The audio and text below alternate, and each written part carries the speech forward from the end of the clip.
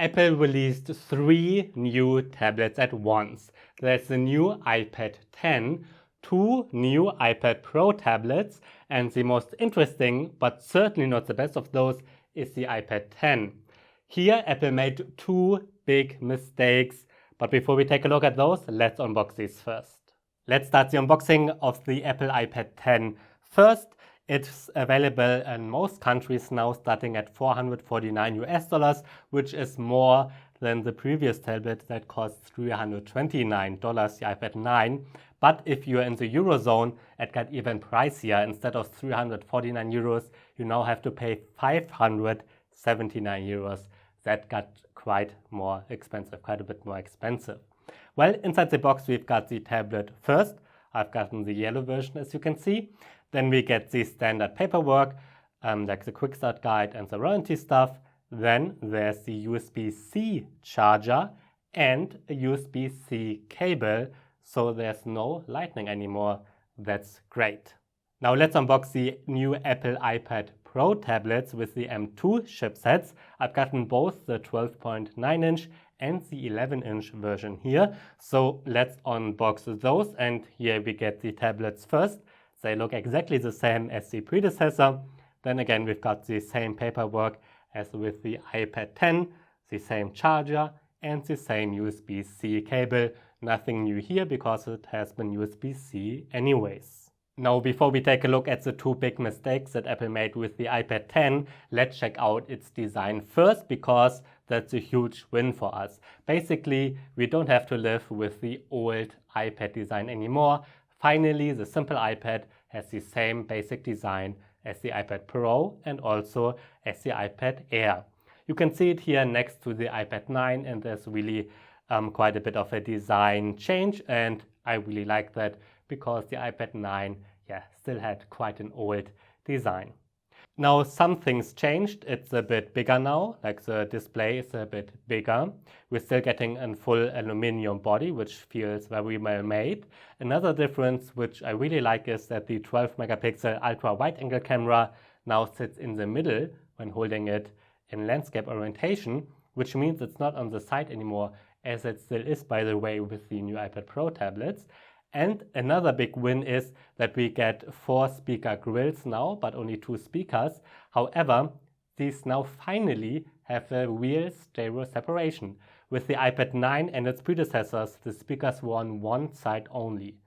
Now they are on both sides, which means when you're watching Netflix or YouTube, the sound comes from both sides as it should. That was really one big downside of the iPad 9.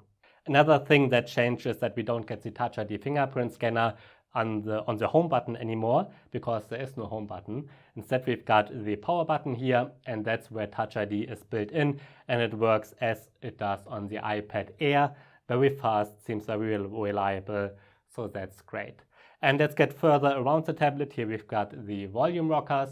Then on this side, we've got the 2 speakers. Then there's a USB-C port, which is really nice to see now. No lightning anymore, finally, because lightning is getting crazy old now. Then we've got a connector for a new keyboard cover.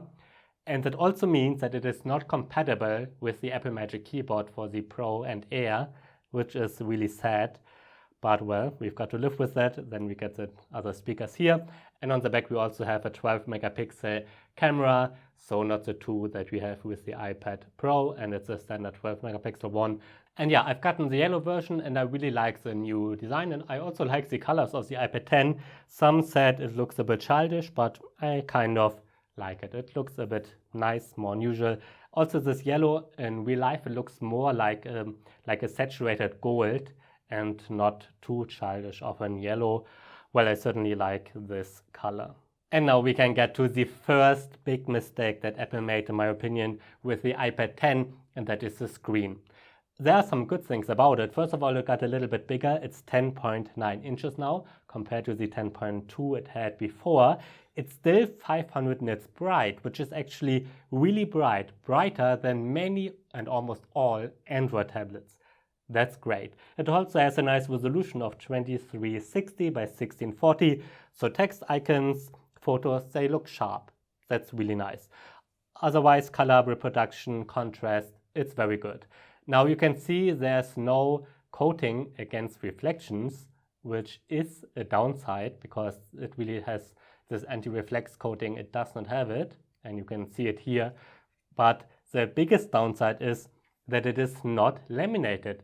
That's the biggest mistake that Apple made with this tablet, in my opinion, because it's cost over $400 now, and in euros it's over 500 euros and does not have a laminated screen. The only other tablet I can think of where the screen is not laminated in 2022 is the Amazon Fire 7, but that one cost under $100. This one is way pricier and does not have a laminated screen. I'm not sure how much you can see it in the video because it's sometimes hard to see, but it basically means that between the touch layer that you're touching and between the IPS layer where the screen content is shown, there's a small air gap of 1, maybe 2 millimeters, and that's visible. And you can also hear it when you're tipping on it because, I mean, there's air, which means there's a little bit, it's hollow, and then you can hear it. Now, on a positive note, many people don't seem to notice. A friend is visiting me at the moment and I showed him the iPad 10 and the iPad Air. The iPad Air has basically the same screen but a laminated one, and he thought that the new one, the iPad 10 here, has a nicer screen. He didn't even see that it's not laminated, and I think most people don't notice that. So that's a positive thing for Apple, but I notice it immediately. Of course, I'm trained to look at stuff like that, but yeah, I think that's a big downside at this price point, that the screen is not laminated. And then we can immediately go to the second big mistake that Apple made with the iPad 10, and that's the Apple Pencil 1. Now, the Apple Pencil 1 is a good pen. It works great. Yeah, it would be nice to use the Apple Pencil 2, but basically they work very, very similar. However, the Apple Pencil 1 has a Lightning connector, so you cannot charge it. That's not a problem, you might think, because that's actually, when you buy the Apple Pencil 1, there's a little like adapter, like a charging adapter for it, so you can charge it using a normal USB port. But that's fine, but you cannot connect it to the iPad 10. There's a way to connect it with the charger that's included with the Apple Pencil 1. You still are not able to connect it to the iPad 10 because that only works when you buy the official USB-C adapter for it. It costs around 10 euros and I bought it, of course, but it's not being shipped until sometime in November. So even though I've got the iPad 10 and the supported Apple Pencil 1, I cannot connect the two because I need the adapter that is not being shipped yet. Now let's take a look at the internal hardware. Inside the iPad 10 runs an Apple A14 processor together with 4 GB of RAM. And you can get it with 5G as well, of course. And you can see in my Geekbench 5 benchmark comparison here that the performance is better than of the iPad 9 and also better than of the Samsung Galaxy Tab S8, which is the fastest Android tablet at the moment. So the performance of the iPad 10 really is great for its price. You can also see that the iPad mini, iPad Air and iPad Pro are much faster. So if you need more performance, there are still reasons to upgrade to those. Still, I played Asphalt 9, as you can see here, and that game ran very well. And it also looks great, the graphics look great. I actually did encounter some minor stutters, so those you do still get. But overall, the game runs very well and also looks really, really nice. Yeah, with the design of the new iPad Pro lineup, nothing has changed. These two tablets look exactly like the predecessor. We still get full metal bodies, we still get 2 cameras on the back, we still get the LiDAR sensor, the connector for the same Apple Magic Keyboard. They're all compatible. There's a magnetic bar for the Apple Pencil 2, which is this one, which still works like before, which is really great.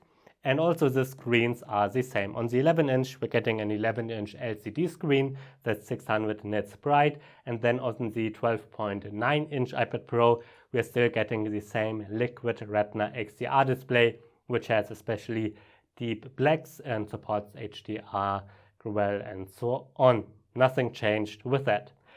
What did change though is the internal hardware. Inside the new iPad Pro tablets runs the Apple M2 chipset now that we already know from some MacBooks. Everything else did not change, and also the storage options and so on remain the same. And you can see my Geekbench 5 benchmark comparison here, and indeed the iPad Pro with the M2 chipset is quite a bit faster than the M1, and that especially goes for graphics performance. And that means that now officially the new iPad Pro tablets are the fastest tablets that you can buy at the moment. I'm expecting them to be also faster than the Microsoft Surface Pro 9, which still has to be released. And that also means that you can play all games with highest graphics settings here. You can see PUBG Mobile, it runs great, it looks great, and I'm expecting that you will be able to play games with highest graphics settings for many years to come, because at the moment no game developer really uses all the power that you get with the M2 chipset, and that actually goes for the M1 chipset as well. Now for my final review, I will do more video renderings and so on, and maybe with those you will see a performance difference, like a real life difference, but at the moment with like gaming standard stuff you will not see any difference between the two. And that means that if you still own the previous iPad Pro with the M1 or the iPad Air with the M1, I don't think it's worth it to upgrade to the M2 generation. Now another thing that changed with the iPad Pro, that's the second big change, there are mostly only two big changes, is that the Apple Pencil 2 now supports hovering. That means that the iPad and the touchscreen recognizes the pen if it's hovering above the screen up to a distance of 12 millimeters. And when you do so, you can see the icons here getting bigger, which is a nice effect. And also when you're inside the Notes app, you can see kind of preview where you would hit the note, the paper, the screen, and then you can see where you would write something. That's really nice. Now this feature is not a total new invention, because the Samsung tablets have something similar with the S Pen. They support hovering as well, so that's not something completely new. However, I do imagine, and I'm pretty sure of that, is that app developers for the iPad Pro will include more features that really make use of this feature in the future, because there are just way more apps being released that are specifically optimized for tablets on the iOS, iPadOS platform than Android is. Sadly, that's just a fact. So maybe we'll see some really cool features with this hovering in the future. Now, all new iPads are running iPadOS 16 out of the box, and almost all previous iPads will be updated to iPadOS 16 as well, like going back many years. So that's great. But the new iPad Pro support a really cool feature that is called Stage Manager. Now you've got to activate the Stage Manager in the settings, and you have it to be updated to the latest version of iPadOS 16. So when you're unboxing this tablet, you might have to install one update first, and then the Stage Manager works. That's basically improved multitasking for iPads, and really nice improved multitasking. You can quickly select between apps. You can open 3 apps at the same time or several apps at the same time. You can have overlappable windows, which really works great. I actually did install iPadOS 16 on my previous iPad Pro already, and you can see me working here, which was yesterday, and I worked quite productively with the mouse, the Apple Magic Keyboard, and the 12.9-inch previous iPad Pro and iPadOS 16 with the Stage Manager. It worked really well. So much about the new iPad Pro tablets and about the new iPad 10. I've got to start my review now. Well, they're very interesting, but also very pricey. If you're looking for something more affordable, especially for students, especially with a keyboard, then check out the Lenovo IdeaPad Duet 3 Chromebook. That's an interesting tablet with keyboard, Chrome OS, and a low price, and I unboxed it already. You can watch the video here.